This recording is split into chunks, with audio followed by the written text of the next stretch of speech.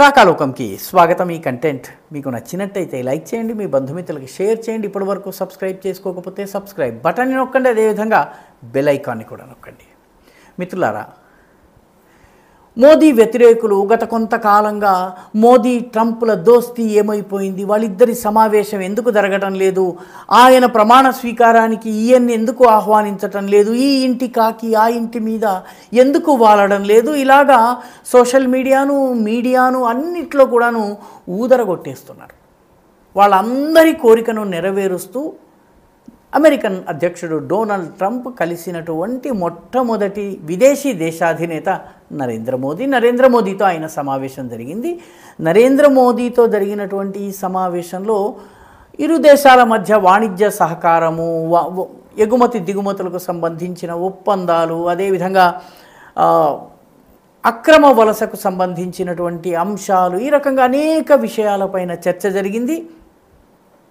ఈ చర్చలో కొన్ని చాలా కీలకమైనటువంటి అంశాలు కూడా వచ్చినాయి.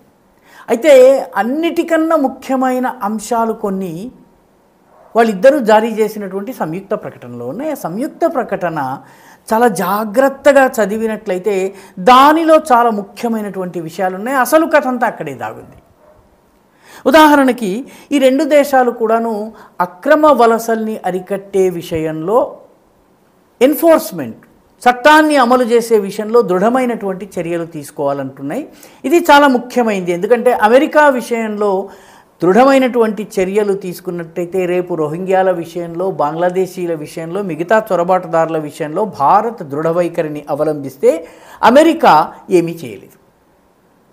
ఎందుకంటే ఈ ఒప్పందం ఉంది కాబట్టి అమెరికా ముందరి కాళ్లకు బంధం వేసే రీతిలో ఇది మొట్టమొదటి విషయం. అదేవిధంగా రెండవది ఇమిగ్రేషన్ నెట్వర్క్స్ పైన చర్యలు తీసుకోవాలి. దానితో పాటు ఆర్గనైజ్డ్ క్రైమ్ సిండికేట్స్, మాదక ద్రవ్యాల వ్యాపారము, ఆయుధాల చేరవేత, అదేవిధంగా ఉగ్రవాద మద్దతుదారుల నెట్వర్క్స్ ఏవైతే ఉన్నాయో ఈ ఆర్గనైజ్డ్ క్రైమ్ నెట్వర్క్, ముఖ్యంగా అమెరికా, కెనడా ఈ రెండు దేశాల్లోనూ ఖలిస్తానీల ఆర్గనైజ్డ్ క్రైమ్ నెట్వర్క్, వ్యవస్థీకృతమైనటువంటి గూండాయిజం నెట్వర్క్, రౌడీయిజం నెట్వర్క్ ఉంది.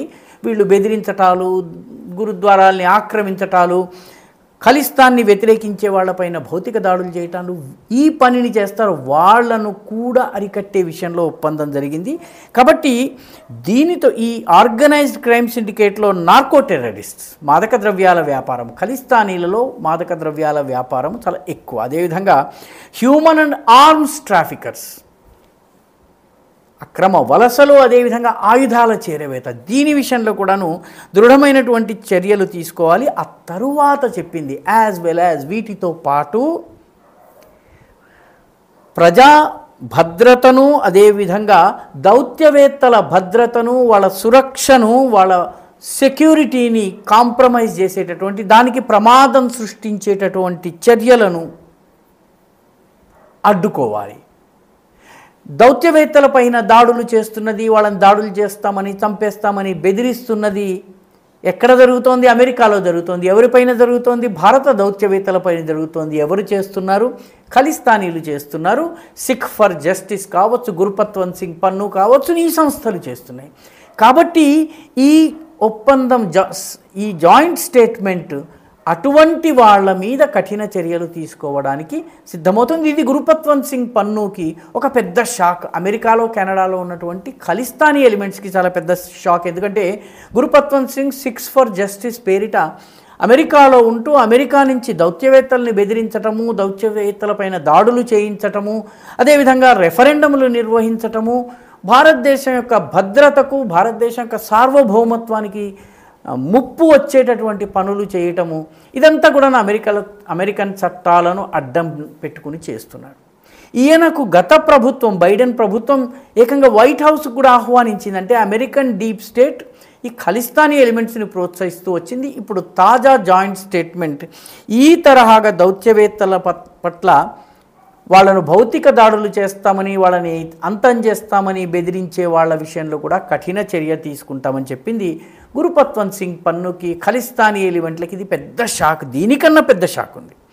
దీనికన్నా పెద్ద షాక్ ఏంటంటే రెండు దేశాల అఖండత, సార్వభౌమత్వానికి ముప్పు కలిగించే శక్తుల విషయంలో కూడా దృఢంగా వ్యవహరించాలి. అమెరికా సార్వభౌమత్వానికి సవాలు వచ్చే ప్రశ్నే లేదు. సార్వభౌమత్వానికి సవాలు ఉన్నది ఖలిస్తానీ ఉద్యమం ద్వారా భారతదేశానికి. కాబట్టి ఖలిస్తానీ మూవ్మెంట్ భారతదేశపు అఖండ భారతదేశం ఏదైతే మనది చేతుల్లో ఉన్నటువంటి భారతదేశంలోని పంజాబ్ను తీసుకెళ్ళి ఖలిస్తాన్ అనే వేరే దేశంగా చేయాలనుకుంటోంది. కాబట్టి అలా చేసే ప్రయత్నాలను అడ్డుకోబోతున్నాం. రెండు దేశాలు కలిసి అడ్డుకోబోతున్నాయి. అంటే ఖలిస్తానీ ఎలిమెంట్స్కి బైడెన్ ప్రభుత్వము, అంతకుముందు అమెరికన్ CIA మద్దతు ఏదైతే లభిస్తూ వచ్చిందో భారతదేశాన్ని ఇబ్బంది పెట్టేందుకు, భారతదేశాన్ని ఇరకాటంలో పెట్టేందుకు, దేశ సార్వభౌమత్వాన్ని సవాలు చేసేందుకు, దానికి ఇప్పుడు స్వస్తి పలకబోతుంది. అంత సులువు కాదు. కానీ ఇప్పుడు ఈ సంయుక్త ప్రకటన ద్వారా కొంత వాళ్ళలో భయం ప్రారంభమవుతుంది. అమెరికన్ చట్టాలు చాలా లూజ్ చట్టాలు కాబట్టి, లిబర్టీకి పెద్దపీట వేస్తారు కాబట్టి గురుపత్వంత్ సింగ్ పన్ను మరికొంతకాలము హడావిడి చేయవచ్చును. కానీ ఎక్కడో ఒకక్కడ అతన్ని నొక్కి వేసే పని జరుగుతుంది. అంతేకాకుండా ఇది ఖలిస్తానీలకు పెద్ద దెబ్బ. మోదీ ఆ రకంగా ట్రంప్తో జరిపినటువంటి ఈ చర్చల్లో ఖలిస్తానీ ఎలిమెంట్స్, నార్కోటిక్ డ్రగ్స్కి సంబంధించిన ఎలిమెంట్స్, అదేవిధంగా డ్రగ్స్కి సంబంధించిన ఎలిమెంట్స్ అంటే మణిపూర్లో ఉన్నటువంటి డ్రగ్ కార్టెల్స్ ఏవైతే ఉన్నాయో వాటికి కూడా ఒక ఇండైరెక్ట్ మెసేజింగ్ వెళ్ళినట్టుగా మనం భావించవచ్చును. అదేవిధంగా బైడెన్ ప్రభుత్వంలో కొన్ని తప్పుడు పనులు జరిగాయి ఈ విషయంలో అని డొనాల్డ్ ట్రంప్ పత్రికా విలేకరుల సమావేశంలో అన్నారు. అంటే డొనాల్డ్ ట్రంప్ జో బైడెన్ సమయంలో జరిగినటువంటి తప్పిదాలను సరిదిద్దే దిశగా ఆలోచిస్తున్నారన్నది చాలా స్పష్టంగా కనిపిస్తోంది. బంగ్లాదేశ్ విషయం కూడా ప్రస్తావన వచ్చినప్పుడు బంగ్లాదేశ్ విషయాన్ని నేను మోదీకి వదిలేస్తున్నాను అన్నారు ఆయన. అంటే బంగ్లాదేశ్ మీద మాట్లాడడానికి డొనాల్డ్ ట్రంప్ ఇష్టపడటం లేదు. దీని అర్థం పూర్తిగా బంగ్లాదేశ్ నుంచి చేతులు కడిగేసుకుని పూర్తిగా వదిలేసేసి వస్తాము, బంగ్లాదేశీ ఎలిమెంట్స్, CIA ఎలిమెంట్స్ బంగ్లాదేశ్ని ప్రభావితం చేయవని కాదు. కానీ మోదీకి సంబంధించి అంటే భారతదేశం యొక్క సమస్యలను కూడా దృష్టిలో ఉంచుకోబోతున్నాము. బంగ్లాదేశ్ సంబంధించినటువంటి ఇష్యూని సాల్వ్ చేసే విషయంలో భారతదేశం పాత్ర కూడా ఉండబోతుందన్నటువంటి ఇండైరెక్ట్ సంకేతం డొనాల్డ్ ట్రంప్ ఇచ్చారు.